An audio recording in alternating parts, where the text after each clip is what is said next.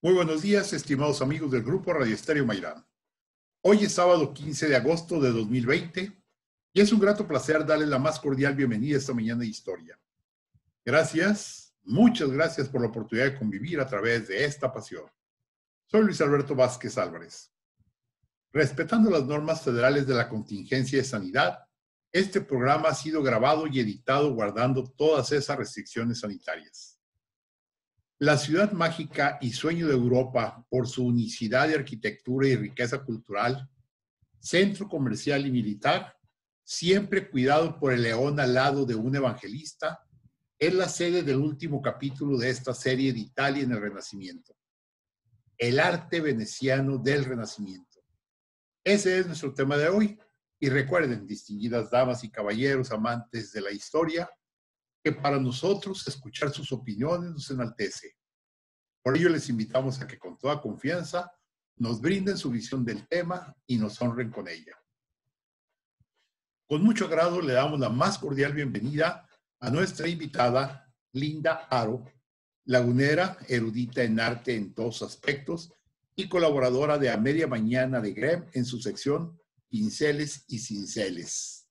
Linda, muy buenos días.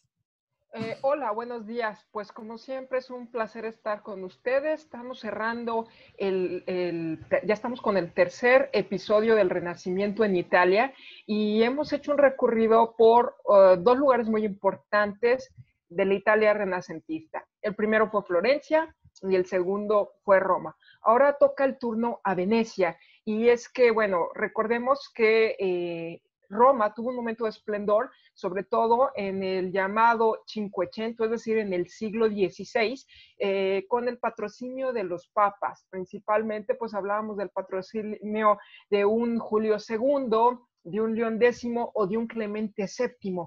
Pero pues va a acontecer en 1527 el llamado saqueo de Roma por parte del ejército de Carlos V. Y aquí va a venir un declive momentáneo de la ciudad, va a tardar un tiempo en recuperarse, aunque sabemos que Roma va a seguir floreciendo y más adelante en el barroco va a seguir siendo un punto importante, pero de momento hay un ocaso, sobre todo en la cultura y en las artes, y llega el turno a Venecia. Vamos, no es que Venecia no estuviera en el panorama, lo estaba, pero en la cultura de una forma más lenta, aunque el Renacimiento inicia principalmente en Italia y va permeando otros lugares, pues es sobre todo en Florencia donde se había dado la parte más fuerte de este movimiento artístico. Pero Venecia pues va a ser un lugar más práctico, más comercial, un lugar marítimo, donde la mentalidad no es necesariamente, o no era en ese momento, la del humanismo. Ese humanismo que había sido heredado de la antigua Grecia o del periodo grecorromano, no había llegado a Venecia porque los intereses eran mercantiles, eran comerciales y eran otros. Sin embargo, no era ajena la idea de estética y refinamiento. Esta iba con la bonanza de la ciudad, una de las ciudades más ricas de Europa en este momento, aunque va a tener sus altibajos, y de hecho va a ser precisamente en el siglo XV que esta bonanza, bueno, como que va y viene, pero una vez que empieza su declive, ahorita vamos a contar por qué, porque hay varios acontecimientos sociales que van a influir en ello, pues también los venecianos van a responder con el arte, van a querer mostrarse como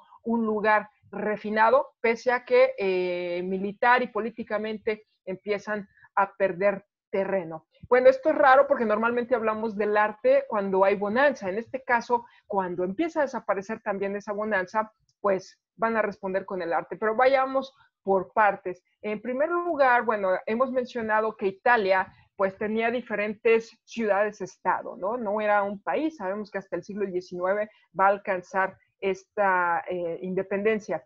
Pero hemos mencionado que estaba la República de Florencia, los estados pontificios y la Serenísima República de Venecia, que es de la cual vamos a hablar ahorita, y a esto le sumamos pues el Reino de Nápoles y el Ducado de Milán, que eran los lugares más importantes. Venecia está en la parte norte de Italia, enclavada, digamos, en una laguna natural en el mar Adriático, y esto le va a dar una característica muy especial porque va a ser considerada una de las repúblicas marineras. Bueno, estas repúblicas marineras, pues va a ser junto con Génova, Pisa y Amalfi, una de las más importantes. Al ser una república marinera, pues va a tener otros intereses y también va a dedicarse al comercio. Ya toda Italia empezaba a dedicarse al comercio, pero los venecianos tenían una larga tradición, sobre todo porque van a ser marineros, y van a ser marineros desde la antigüedad. De hecho, ellos estuvieron vinculados en algún momento al Imperio Bizantino. Recuerden que el Imperio Bizantino, que es el Imperio Romano de Oriente, pues llegó a tener algunas sedes en el norte de Italia y es a donde respondía Venecia. Estaba vinculada al Imperio Bizantino, aunque poco a poco durante la Edad Media va a ir ganando independencia, se va a ir ganando su independencia, sobre todo comercial, y va a empezar a tener sus propios territorios. Cuando hablamos de la Serenísima República de Venecia, pues también tiene algunos, va a alcanzar con el tiempo algunos enclaves en los Balcanes, va a conquistar algunos territorios en el norte de Italia, vecinos. De hecho, hay que reconocer que Venecia no tiene un gran territorio terrestre, ¿no? Está rodeado por mar y eso también la hace una fortaleza natural. Esto le va a dar características muy especiales porque en la cultura, bueno, o sea, vive su propia cultura porque de alguna forma está en un aislamiento donde solamente entra lo que los venecianos permiten que entre y sobre todo esto es el intercambio de mercancías. Pero también pues va a tener algunos territorios en la Dalmacia de aquella época, que es la actual Croacia, y más adelante también va a conquistar Chipre. Entonces va a tener varios puntos, incluso va a tener acuerdos comerciales con el norte de Europa sin buscar la dominación, porque ellos lo que les interesa ellos son comerciantes. De hecho, el título de Shakespeare me gusta mucho, El mercader de Venecia, porque describe perfectamente a qué se dedicaban los ciudadanos de esta ciudad. A ellos les interesa tener intercambio de mercancías y para tener ese intercambio necesitan tener contacto con varias culturas. Entonces, pese a que el norte de África también, o muchos territorios tienen pues cambio de gobernantes o de pueblos en el poder, pues aquí los venecianos van a tratar de tener relaciones diplomáticas muy cordiales y sobre todo que beneficien ambas partes. Por eso en algún momento pueden tratar con judíos, con árabes, con cristianos, y esta va a ser una característica muy peculiar de este lugar. Bueno, Venecia tiene un arte propio, por supuesto que va a recibir la influencia del resto de Italia, pero le va a llegar un poquito más tarde. Digamos que si uno visita Venecia, es un lugar que se quedó congelado en el tiempo. Algo curioso es que, pues parece, hago una anécdota, cuando se filma la película Casanova, que está ambientada en la Venecia barroca, parece que tuvieron que meter un carruaje y caballos, y entonces, pues los venecianos estaban muy conmocionados porque en realidad no habían entrado, o en muchos siglos, carruajes, ¿no? El tener caballos en Venecia no era lo natural es moverse en barcas, ¿no? En las góndolas o en embarcaciones, moverse por el agua. Para ellos esto era lo natural y es una ciudad que se quedó congelada en el tiempo. Digamos que tiene dos fuentes de las que bebe estéticamente. En la arquitectura, pues tenemos la influencia gótica, que nosotros lo primero que vemos en la Plaza de San Marcos, que es cuando uno llega por mar, ¿verdad? Porque llegando por el tren es otra llegada. Pero cuando uno llega por mar, llega uno a la Plaza de San Marcos y ahí tenemos sobre todo el Palacio Ducal, que es de un estilo gótico, pero también tenemos la Basílica de San Marcos, que es de influencia bizantina. Y esto es lo que nos va a dejar ver que, bueno, siempre tuvo un contacto con Bizancio y va a tener una estética diferente porque Bizancio, pues, era reconocida en el arte por tener, pues, mosaicos religiosos principalmente, porque sabemos que las iglesias bizantinas eran muy importantes, pero todo lo llenaban de dorado y de una estética, pues sí medieval, pero distinta, un poco distinta a la que había en el resto de Europa. Bizancio siempre se caracterizó por tener un lujo muy refinado y el uso de colores fuertes y el dorado y contornos muy fuertes. Bueno, esto es lo que vamos a tener, una mezcla de esas dos tradiciones. Otra de las cosas importantes a señalar de Venecia es que siempre va a tener un intercambio muy importante, va a ser el punto de unión entre Oriente y Occidente. De hecho, van a ser, digamos, el emporio mercantil y marítimo que tenga contacto con todo lo que era la ruta de la seda y que traiga las mercancías de la ruta de la seda desde China, digamos, hasta Europa. Ellos eran los intermediarios para llevar esas mercancías. Entonces siempre tuvieron un intercambio con Oriente, pese a que ya en el siglo XV pues van a tener varios problemas con estas relaciones políticas, porque bueno, también recordemos que 1453 es el año en que muchos dan por iniciado del Renacimiento, por fecha de inicio, aunque esto es simplemente una convención, pero en este año es cuando invaden los turcos otomanos Bizancio, ¿no? La antigua Constantinopla, y entonces se establecen en el poder los turcos otomanos y a partir de ahí viene el empuje de estos otomanos y musulmanes hacia Europa, y Venecia va a ser una de las que se enfrasque en guerras periódicas con los otomanos. En algún momento antes de que sea esta fecha, antes de que ellos se hagan con Bizancio, pues en algún momento Venecia los va a vencer, pero después van a tener reveses y durante el siglo pues van a tener varios enfrentamientos y negociaciones. Sin embargo, siguen teniendo intercambio, para bien o para mal, siguen teniendo intercambio con Oriente. Bueno, este es parte del contexto social que tenemos. Debo también señalar que en el arte, vamos a hablar principalmente de la pintura, pues tenemos una característica que siempre se va a señalar de los venecianos, que es el uso riquísimo de la luz y del color. El color no quiere decir que los florentinos o los romanos no usaran el color, pero el manejo es muy diferente. Probablemente esa influencia del arte bizantino hiciera que intensificaran más los colores, pero otro de los argumentos que se da para el manejo de este color y sobre todo la luz es que la luz en Venecia es distinta a otros lugares. ¿Por qué? Porque recuerden que están rodeados de aguas y siempre cuando hay agua, pues el reflejo de las aguas es distinta. Claro, podemos comparar la construcción de Venecia, que desde un principio fueron palafitos o están sobre pilotes artificiales, lo podemos comparar, por ejemplo, con Ámsterdam, ¿no? Con Holanda. Sin embargo, claro que la luz de Holanda va a ser distinta, el clima no es el mismo, y Venecia, al estar en el Mediterráneo, siempre va a contar con mucha luz. Entonces, el reflejo de las aguas siempre va a hacer, a mostrar una percepción muy distinta a la luz, y esto es lo que va a hacer el sello distintivo de la pintura veneciana. Entonces, tenemos el uso de la luz y del color. Pero otros han usado la luz. Lo que pasa es que aquí la luz se convierte en un elemento de la composición, no en un complemento, sino en un protagonista de la composición. Y bueno, también hay que decir que en el momento esplendor del arte veneciano va a ser en el siglo XV. Claro, ellos van a tener un esplendor hasta el barroco. Todavía hablamos de los carnavales de Venecia. En el barroco, todavía en el siglo XVII, pues podemos hablar del esplendor de Venecia, pero bueno, este no va a ser el tema de estudio del día de hoy. Sin embargo, pues esto es lo que vemos, ¿no? La luz, el color y el refinamiento. Siempre van a mostrar un refinamiento. Y bueno, ¿quién podemos decir que son los artistas más importantes en Venecia? Bueno, al principio tenemos la tradición de dos hermanos, es Gentile Bellini y Giovanni Bellini. De hecho, Gentile Bellini todavía está anclado en una tradición prerrenacentista, como que es un pintor todavía más arcaico, donde ciertamente va a retratar al dogo, que por cierto el dogo o el dux es el nombre que lleva el gobernante de Venecia.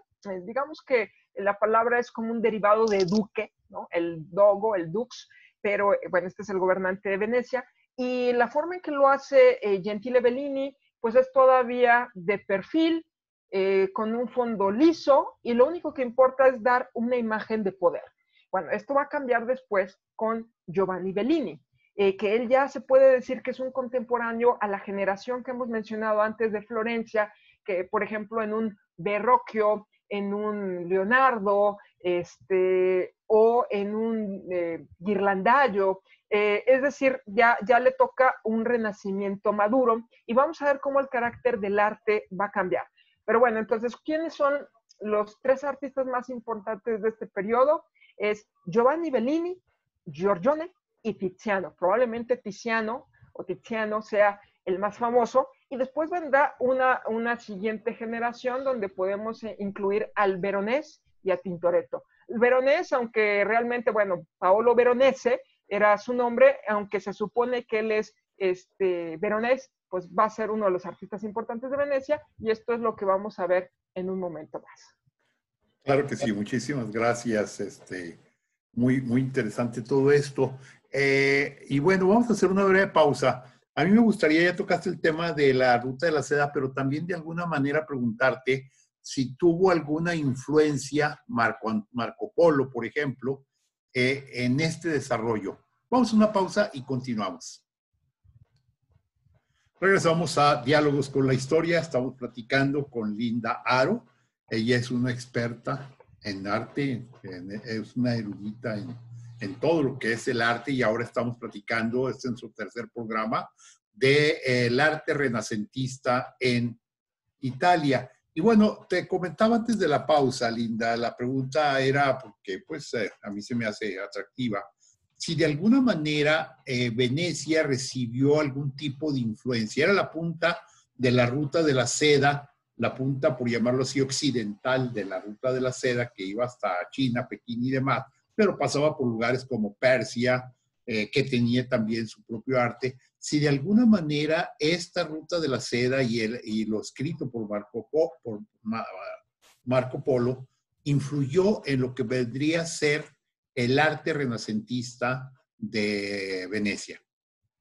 Pues bueno, Marco Polo, como sabemos, fue uno de estos navegantes que llegó a tierras distantes y no va a ser el único veneciano que se dedique a esto, pero creo que más que al arte directamente, pues va a influir en la cultura, porque como señalé anteriormente, los venecianos eran una cultura práctica que se dedicaba al comercio y el interés artístico, al menos en este momento, no era prioridad. Cuando llega Marco Polo, sí trae mucha influencia, por supuesto, trae narraciones de muchas cosas y sabemos que los chinos pues son los que tecnológicamente van a ir a la vanguardia en muchas cosas que en el Renacimiento apenas empiezan a llegar. Hablando de navegantes, hablamos de Marco Polo, ¿verdad? Pero, por ejemplo, instrumentos como la brújula, pues sabemos que la brújula es china. La pólvora, también ellos ya tenían los fuegos artificiales y entonces esto nos empieza a llegar. La imprenta, que es otra de las cosas del Renacimiento, pues sabemos que Gutenberg más o menos también para mediados del siglo XV, 1450 y tanto, 52, por ahí empieza la imprenta y todo esto ya lo tenían los chinos. Sin duda él llegó con alguna influencia que creo que más que en el arte fue en la cultura, porque como decía, bueno, el despegar de Venecia en las artes, pues va a ser un poquito más atrás de Florencia y de Roma, pero todo está vinculado con este intercambio mercantil, intercambio de culturas. A Venecia lo podemos pues catalogar como una potencia naval y una potencia comercial, y esto va a ser lo que finalmente les traiga los recursos para poderse dedicar a las artes, ¿no?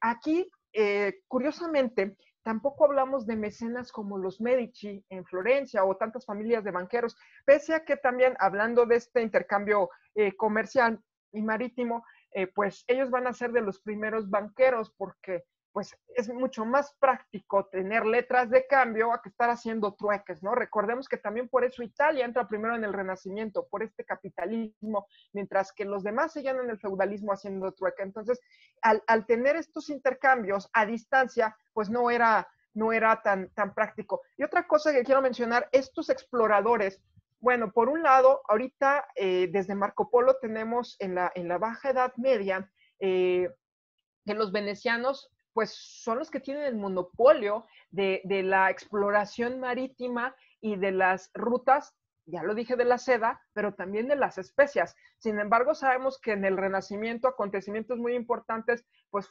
fueron el encuentro o el descubrimiento de América, ¿no? A finales del siglo XV, y también los portugueses van a empezar a tener otra ruta de búsqueda de las especias, donde van a llegar hasta la India, y esto es lo que va a traer el ocaso de los venecianos, porque aunque van a seguirse manteniendo en el mercado, ya no tienen el monopolio. Aquí, pues se suma a que España comienza a adquirir una preponderancia que antes no tenía, sobre todo cuando empieza a conquistar América, y los portugueses, ¿no? Con nuevas rutas para las especies, y a esto le sumamos también los exploradores y los comerciantes holandeses e ingleses, y entonces, bueno, aquí es cuando empieza el declive económico de Venecia, sumándose esto a guerras que tienen sobre todo con el Imperio Otomano, donde siempre va a tener que prestar las flotas. Y bueno, ya que estamos en esto, a lo mejor me desvío un poco directamente de la figura de Marco Polo, pero que está vinculada con la búsqueda de rutas, ¿no? Iba a mencionar que Venecia era una de las ciudades más pobladas de Europa, creo que era la segunda después de París, al parecer tenía 180,000 habitantes. Que por cierto, cuando descubran América y lleguen a Tenochtitlan, pues se van a sorprender porque es mucho más poblada que Londres, que París, que Venecia, ¿no? Y por otra parte tenía más de 3,000 embarcaciones que estaban al parecer ahí a la espera de ser usadas. O sea, no eran las que estaban en rutas, sino que tenían una gran flota que podían usar como mercenarios, rentarlas o bien para viajes de intercambio de mercancías o bien para la milicia. Y quiero también señalar esto porque esto sí tiene que ver con el arte. La Basílica de San Marcos, que decía yo que es lo primero que vemos, que es de una influencia bizantina, tiene una característica que tiene materiales de diferentes partes del mundo, porque a cada uno de estos navegantes se les encargaba, una de las condiciones era que a donde fuesen, trajeran algún material de construcción para la ciudad. Entonces, esto es lo que va a contribuir sobre todo con la riqueza arquitectónica, ¿no? Y bueno, esto es un poquito de lo que podemos señalar en este marco histórico que, como digo, siempre está vinculado con la producción artística, porque si no tuvieran esta riqueza, pues tampoco estaríamos hablando de este arte que refleja esa bonanza. Y bueno, me gustaría ahorita señalar, ahora sí, a los artistas como tales, los artistas venecianos destacados. Ya mencioné a un Giovanni Bellini, a un Giorgione y a un Tiziano. Giorgione tal vez no es un artista muy conocido porque hasta la fecha, aunque varias obras se le han atribuido, muchas de ellas, muchas más, son las que se ha descartado su autoría y hay muy pocas obras de Giorgione. De hecho, tanto Giorgione como Tiziano son alumnos de Giovanni Bellini.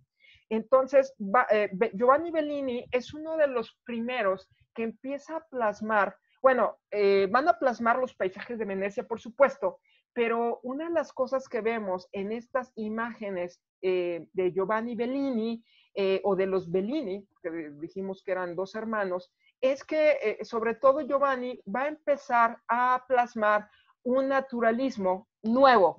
Dijimos que el arte de la Edad Media pues muchas veces tenía un fondo plano, ¿sí? Eran posturas hieráticas, rígidas, y no les interesaba en realidad plasmar la naturaleza. Aquí hay una pintura, no de Giovanni, sino de Gentile Bellini, que es una procesión en la Plaza de San Marcos, donde, bueno, justamente se ve un gran grupo procesionando, desfilando, pero lo importante que vemos ahí es que hay una imagen de la basílica como tal, y es más, si algo fallara o si algo se derrumbara en la basílica, con esta pintura se puede hacer una reconstrucción muy fiel porque es una pintura muy detallista, aunque todavía no hay algunos defectos de la perspectiva, que dijimos que era lo que más dominaban los florentinos. Los florentinos primero ponían la perspectiva, creaban el espacio y luego ya ponían los personajes y el color pasaba a un segundo término. Con los venecianos, ellos van a tener una influencia de la pintura flamenca, de la cual no he hablado. Flandes, bueno, cuando hablamos de los flamencos, no me piensen en la música flamenca española, no tiene nada que ver. Flandes era, pues, la actual Bélgica, ¿no? Sobre todo Países Bajos y Bélgica, Luxemburgo, y ellos van a hacer una aportación muy importante a la tradición del Renacimiento, sobre todo en la pintura. Se considera que son ellos los que aportan la técnica del óleo. Para los que creían o creíamos que el óleo pues es una técnica que siempre ha existido, no, o si existió antes, se perdió. La cuestión es que en el Renacimiento va a ser introducida por los flamencos.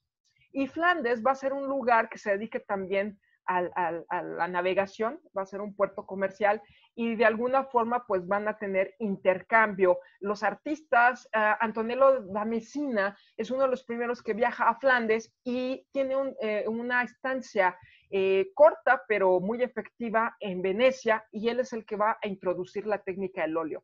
Esto va a ser muy útil para los venecianos, que dicho sea de paso, ellos van a pintar más bien sobre óleo. La técnica que se usaba antes, bueno, déjenme describirla, la técnica que se usaba antes era al temple o el fresco. ¿Cómo es la técnica del fresco? Bueno, el fresco normalmente va sobre un muro, sobre una pared, se hace el aplanado y estando fresco ese aplanado, que no entro en detalles, pero estando fresco el aplanado es cuando tiene que ponerse el pigmento porque al estar fresco lo absorbe y ya queda fijado en el muro. No necesita ningún otro aglutinante. Es el pigmento diluido en agua, pero lo que lo va a fijar normalmente tiene una preparación de yeso, de cal, de otros materiales, pero eso es lo que absorbe el pigmento. Y la otra técnica que tenían, sobre todo en la Edad Media y en el Renacimiento mismo, es la técnica del temple. El temple es mezclar el pigmento con un aglutinante que puede ser una proteína animal como la leche o el huevo, ¿no? La clara o la yema de huevo. Pero el problema de estas técnicas en Venecia, lo más usado eran los frescos, y estos frescos pues se usaban desde la antigüedad, ¿no? Podemos ver culturas antiguas como Egipto, Grecia, los mayas, etcétera, todos usaban los frescos. Y en el Renacimiento viene una aplicación muy extendida, pero en Venecia no se va a usar porque hay mucha humedad. Entonces los muros siempre están botándose, ¿sí? Por la misma humedad. Esto no era práctico. Entonces, cuando llega la técnica del óleo, que como la palabra lo dice, óleo, oil, es mezclar el pigmento con aceite, pues trae otras ventajas porque la técnica del óleo no seca tan rápido como el temple o como el fresco. El fresco es una técnica que tiene que hacerse muy rápido, a la prima, como dicen en el arte, a la primera intención, ¿sí? Sin poder corregir. En el temple a lo mejor se puede corregir, pero seca rápido. Y el óleo, al no secar tan rápido, permite degradar mucho mejor las formas. Mientras el artista siga aplicando capas de pintura, pues se sigue manteniendo fresca esa película de óleo o esa película de pintura y puede seguir degradando los colores. Y esto va a ayudar a proyectar un mayor naturalismo. Esto, los flamencos eran unos maestros para los detalles, porque la técnica se los permitía. Lo que no tenían los flamencos era el uso de la perspectiva, al menos era una perspectiva intuitiva, no una perspectiva matemática. Y entonces esto es lo que llega a Venecia. Venecia va recibiendo todo esto y lo que sí es que la mayoría de las pinturas es para decorar palacios, pero como no son frescos, pues son grandes lienzos. Y bueno, aquí teníamos entonces Gentili Bellini, yo les decía que pone la plaza pública de Venecia, que este va a seguir siendo un tema en el barroco con personajes como el Canaletto, ¿no? Que ese es su apodo, el Canaletto, porque plasma paisajes de los canales, que dicho sea de paso, porque era el tema principal, porque la gente se fascinaba con los paisajes de Venecia y quería llevarse un recuerdo, una especie de postal, una veduta, una vista, y esto es lo que van a pintar desde muy temprano los venecianos. Bueno, tenemos entonces, me quedé con Giorgione y Giorgione interrumpí el hilo de lo que estaba diciendo. Giorgione es ya un heredero de los Bellini, pero muere joven, entonces no deja muchas pinturas, se habla de unas 6 pinturas autentificadas de él, otras atribuidas, otros llamados de una tradición giorgionesca. ¿En qué consiste la pintura de Giorgione? Bueno, hay una pintura de Giorgione que sí es muy, muy famosa. De hecho, es una Venus, la Venus dormida. Hay algunas pinturas de él. Es una Venus dormida, que por cierto es una de los primeros desnudos femeninos donde ya vemos cierta sensualidad. Los venecianos siempre van a procurar esta sensualidad. Y otra pintura de él es el Desayuno Campestre, perdón, el Concierto Campestre, y otra es La Tempestad. Son 3 obras que, bueno, que sabemos que son de él, pero más allá de que yo pudiera ahorita dedicar algún momento a describir la Venus, que es importante sin duda, porque después va a seguir siendo imitada por el mismo Tiziano, que era pues era su contemporáneo, pero hay obras que incluso, alguna obra por ahí muere Giorgione y la continúa Tiziano, entonces se conocen directamente y la influencia es muy, muy directa. Pues también cuando nosotros vemos la Venus del Espejo de Velázquez, que es uno de los pocos desnudos que hay en España, porque los reyes, los monarcas españoles o la corte española era más escandalizada, ¿no? Pero bueno, esta tradición viene desde Giorgione. Y la otra característica o el otro mérito que tiene Giorgione es que él empieza a hacer los primeros retratos. Bueno, retratos han existido siempre, pero la característica de sus retratos es que van más allá del personaje. La mayoría de los retratos de Giorgione, bueno, dijimos que son pocos, pero atribuidos a la escuela giorgionesca o al estilo giorgionesco, se refiere a retratos que sin saber quiénes son, como tienen una autonomía como propia, como pintura. O sea, no importa quién es el personaje, pero está plasmado con un interés muy especial en la composición. Normalmente son jóvenes, la tradición giorgionesca, son jóvenes melancólicos, con el cabello largo, que es como se usaba en el Renacimiento, viendo en un marco como de una ventana, pero que tiene un interés en la propia composición. Entonces ese va a ser el mérito de Giorgione, que después, por supuesto, va a ser continuado más adelante por su contemporáneo Tiziano. Pero creo que, no sé, ¿cómo andamos de tiempo Vamos ya? a hacer una breve pausa Uh-huh. para que nos continúes platicando, y algo que me llamó la atención es cómo podía un pintor famoso continuar la obra de otro. Creo que eso es muy atractivo. Vamos a hacer una breve pausa y continuamos. Regresamos a Diálogos con la Historia. Estamos platicando con Linda Aro. Ella es especialista en arte. La verdad de las cosas es que no necesito presentarla mucho, usted ya la conoce. Ella está precisamente los jueves en el programa Media Mañana con Marcela Pámanes, su sección de pinceles y cinceles. Y la verdad de las cosas es que es maravilloso todo esto que estamos platicando. Hoy terminamos con el Renacimiento en Italia. Ya tendremos oportunidad de comentar posibilidades de otras series. Pero bueno, Linda, pues continuamos con lo que viene a ser el arte veneciano del Renacimiento. Adelante, gracias. Bueno, pues mencionamos ya la tradición de Gentile y Giovanni Bellini, de los hermanos Bellini, y después decíamos que discípulos de Giovanni Bellini son Giorgione, Giorgio de Castelfranco y Tiziano. Bueno, Tiziano va a ser el más destacado de los artistas venecianos y él va a ser considerado todo un parteaguas en la pintura. Hemos mencionado varios artistas importantes y varios hallazgos importantes. Por ejemplo, bueno, reitero lo que mencioné en Florencia, uno de los hallazgos del Renacimiento de los florentinos era el uso de la perspectiva. Aquí los venecianos van a usar la luz, una luz muy particular, pero Tiziano va a ir un poco más allá de eso. Bueno, Tiziano es alguien que vive también alrededor de 90 años o un poquito más, no se sabe su año de nacimiento exactamente, pero al menos se le atribuye una vida tan larga como la de Miguel Ángel, Buonarroti o un poco más. Esto hace que, bueno, también su arte manifieste cambios. Y dentro de estos cambios, la pintura temprana pues está asimilando toda la tradición de Giovanni Bellini, donde tiene un uso de la luz muy llamativo, pero también va a incorporar otras cosas, que es el tener una composición ya no centrada, porque eso no lo he señalado, pero el Renacimiento gustaba mucho de tener composiciones centrales. Imaginen que está el personaje, sobre todo cuando eran temas religiosos, a lo mejor una virgen, un santo en el centro, en una hornacina o en un marco arquitectónico, un arco de medio punto simétrico, y del lado derecho a lo mejor hay dos personajes y del lado izquierdo hay otros dos personajes, pero la cuestión es que casi siempre buscaban una simetría o un equilibrio muy regular, muy simétrico.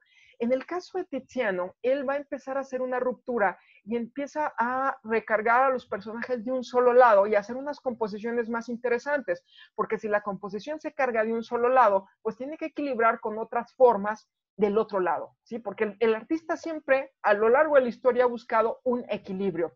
Y este equilibrio lo va a encontrar, pero de una forma asimétrica. Esto es uno de los adelantos del barroco. Otra de las cosas que se dice del periodo veneciano es que al ser un periodo de renacimiento más tardío se le conoce como manierismo.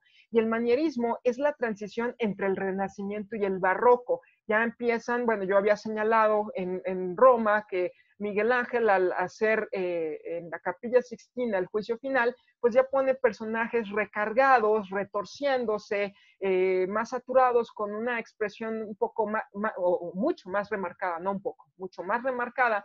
Entonces, eso también son rasgos del manierismo, pero el manierismo lo que va a hacer más adelante, y también a los venecianos ya se les empieza a considerar en la parte final manieristas, es que van a alargar la figura y van a jugar con contrastes de luz, con composiciones ya en diagonal. ¿Qué quiere decir? Que ya no son composiciones simétricas, sino que hay elementos que forman diagonales y esto lo hace más interesante a la vista, lo hace pues más dinámico.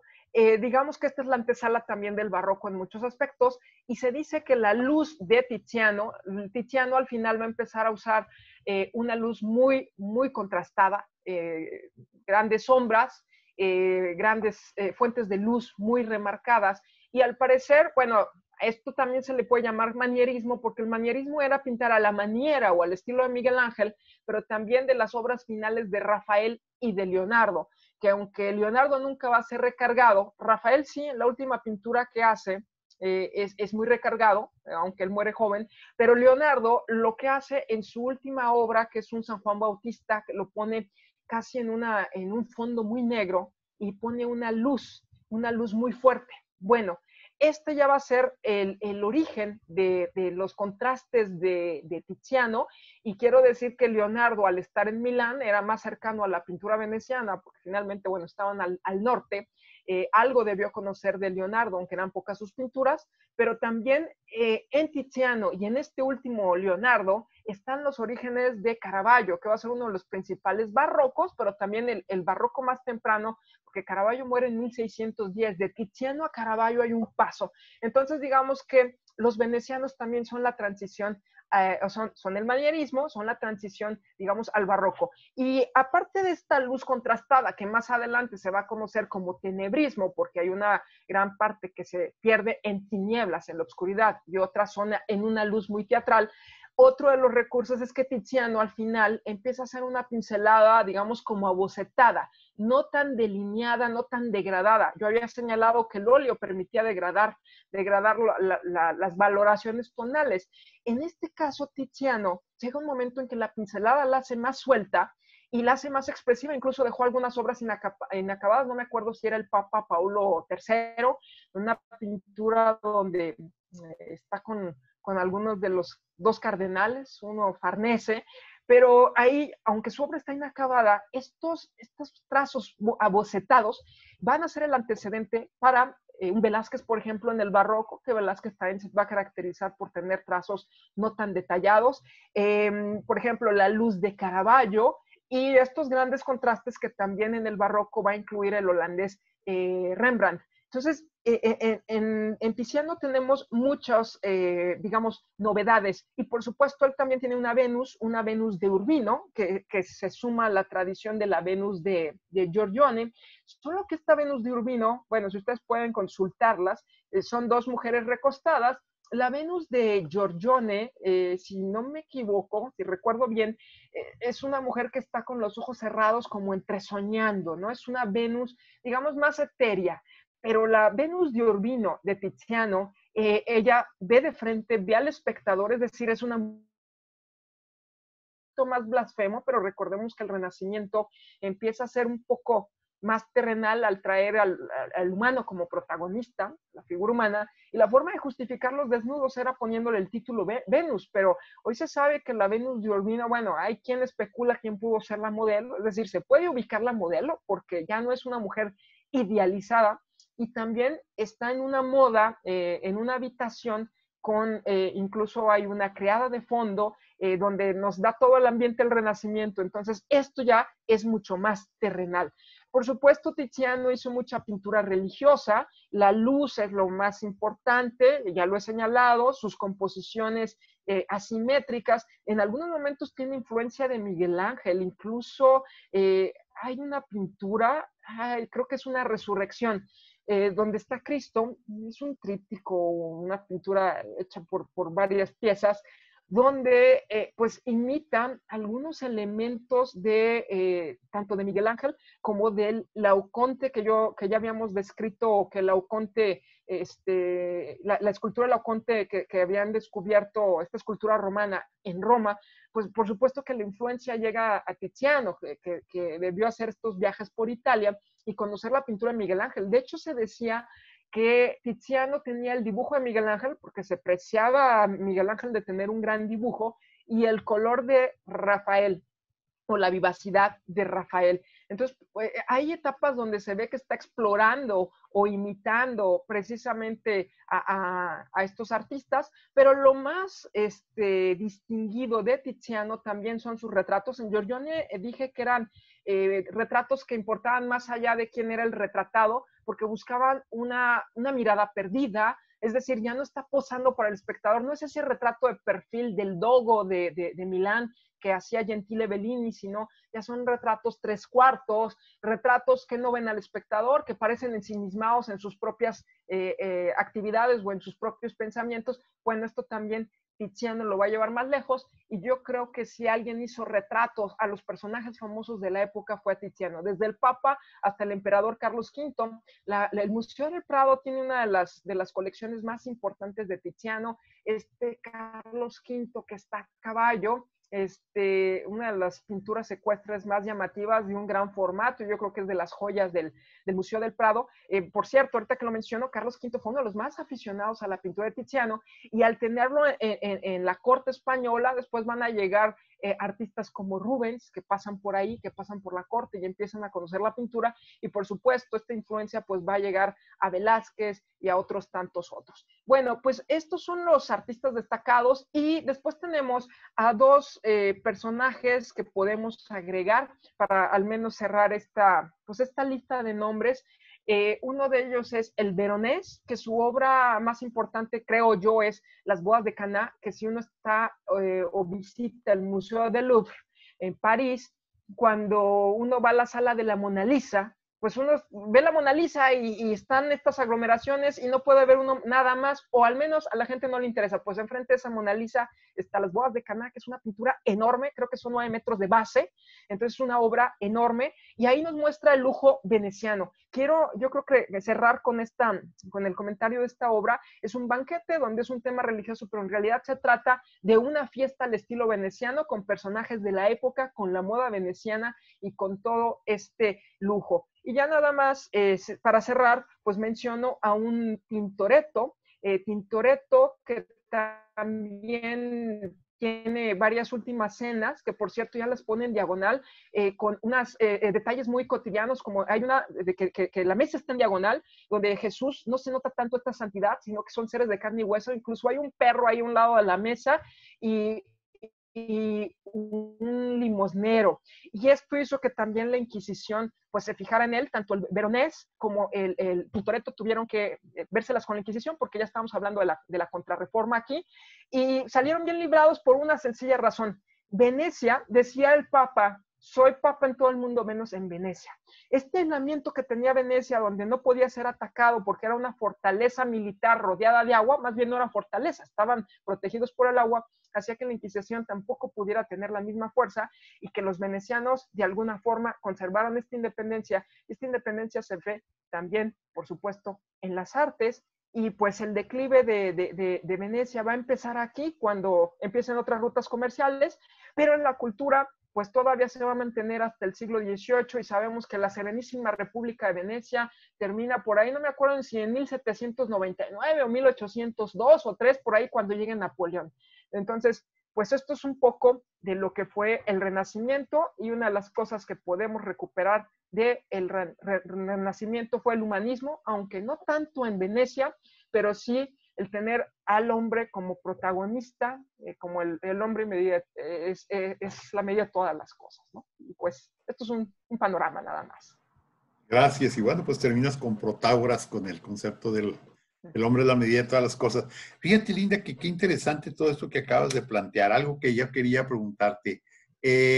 Los famosos caballos de la Catedral de Venecia, que se llevó Napoleón y que después fueron recuperados, ¿son de esta época o corresponden a otra época? No, de hecho, Venecia saqueó Constantinopla varias veces. Dije que había tenido, Bizancio, había tenido primero una relación de dependencia, después de independencia, y después por ahí va a ser en las cruzadas, no me acuerdo si es en la tercera o cuarta cruzada. Venecia tiene un papel muy importante en Constantinopla, en Bizancio, y va a traerse los caballos que están en la basílica. Esos caballos eran del periodo romano, que a su vez habían sido saqueados y llevados a Constantinopla, pero en realidad eran del periodo romano, y bueno, han ido y venido, regresaron a Italia a través de los venecianos, que también, por cierto, robaron las reliquias de San Marcos. Ahorita no me acuerdo dónde estaban, y por eso San Marcos es el patrón de la ciudad. Hay una pintura de Tintoretto que muestra cómo están extrayendo el cuerpo de San Marcos, que también se consideró milagroso, por supuesto, pero de ahí la importancia de esta plaza, este león, ¿no? que representa a San Marcos y que es el patrono de la ciudad. Y pues bueno, los caballos son producto de un saqueo, así como tenían que traer materiales del lugar que viajaran como requisito, como peaje, pues también los caballos fueron tributo o recogieron de estas de estos saqueos, ¿no? La columna central a la entrada para la plaza de San Marcos, donde está el león al lado de San Marcos, ¿qué estilo es? Porque no es un tipo egipcio. No. Aquí no la tengo tan presente. Vamos, sí la he visto. Sin embargo, la imagen no la tengo tan presente, pero yo pensaría en algo más bien medieval bizantino. Definitivamente esto es algo que a lo mejor es de tradición del gótico, pero como no lo tengo tan presente, no quisiera dar un dato erróneo. Sin embargo, no tiene nada que ver con Egipto, ¿no? Lo vincularía yo más con una tradición medieval. Muy bien. Linda, pues muchísimas gracias. Ha sido maravilloso esta serie. Ojalá y pronto pudiéramos contar contigo se me ocurre el barroco, tanto europeo, y llegar a México, el barroco mexicano, que es maravilloso. Muchísimas gracias por estos 3 programas, por esta serie del Renacimiento en Italia. Muy amable. No, muchas gracias. Es un placer. Gracias. Gracias a Linda Aro. Muchas gracias a mi compañera Claudia Martínez Martel, la coordinación general de este programa y su voz en el dato histórico. Gracias a mi compañero Roberto Ríos de la dirección, de la edición y grabación. Y a ustedes, estimados amigos, los esperamos el próximo sábado 22 de agosto con el tema La época del Quijote. ¿Cómo era el mundo cuando Cervantes escribía su obra máxima? Y el invitado va a ser el licenciado Juan Antonio García Villa. Muchas gracias. Muy buenos días, muy feliz fin de semana.